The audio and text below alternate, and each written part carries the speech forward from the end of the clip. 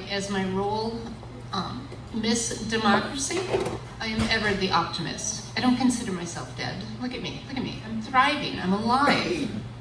One of the things that's most important to me as Miss Democracy is the freedom of the press. It is in the First Amendment of our United States Constitution. It states, the First Amendment, Congress shall make no law abridging the freedom of speech or of the press. We here are so fortunate to have our own independent newspaper. I urge you all, as Miss Democracy, as citizens, exercise your First Amendment right. Support local journalism. Support your U.S. Constitution. Thank you.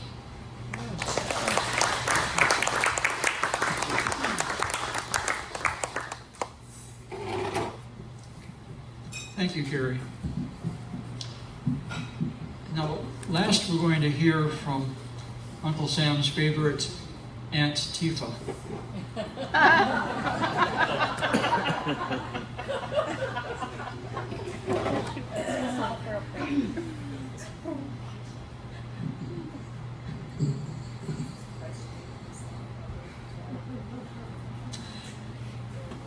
Oh, my poor sweet nephew, little Democracy. I remember when he was just a scrappy idea, running around the colonies in those powdered wigs, talking about freedom and justice like he invented them. He was so idealistic back then. Bless his heart.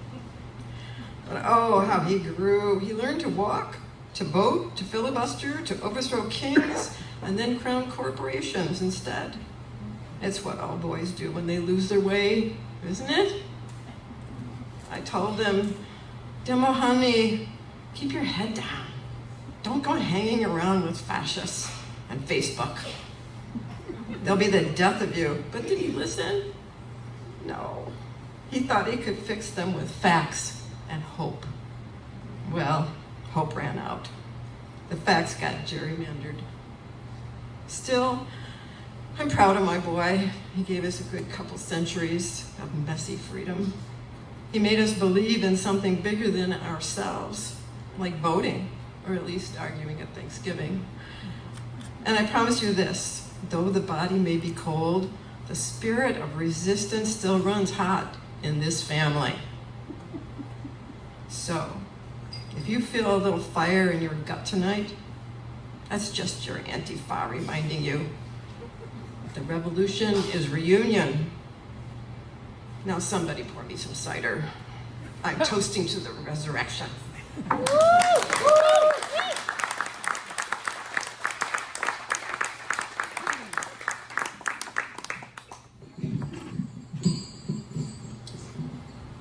Thank you, Auntie.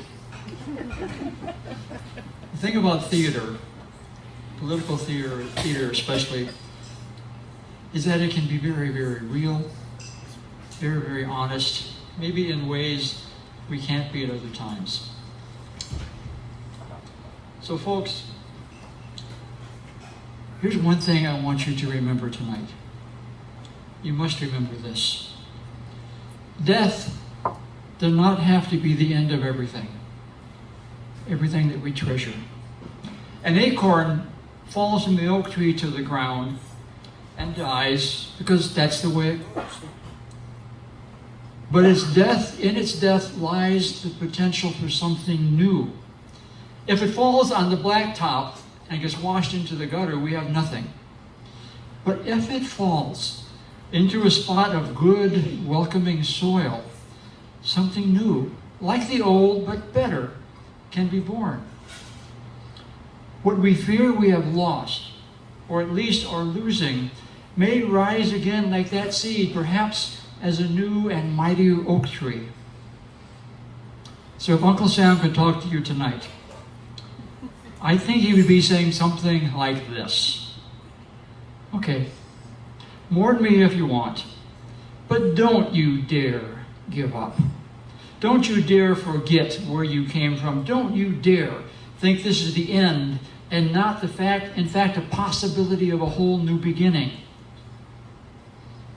Life finds a way, you know. Life always finds a way. Sometimes that way will be hard. But if we here in this community, on this dark night, hold fast to the self-evident truths that Sam lived by, that all people are created equal, that they are endowed by their Creator with certain unalienable rights, that among these are life, liberty, and the pursuit of happiness.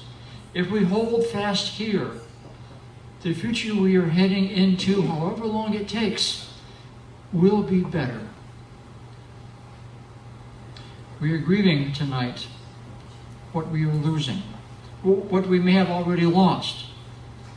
But Uncle Sam is calling us tonight from where he lies, not to let this grieving be the last thing we do. He is calling us to be that good soil that welcomes a fallen seed, that nurtures it into life of a new mighty oak, calling us to be more firmly than ever dedicated to the proposition that all people are created equal, to that dream he had of a country renewed and a government of, by, and for the people. Hold my body down, hold my body down. There ain't no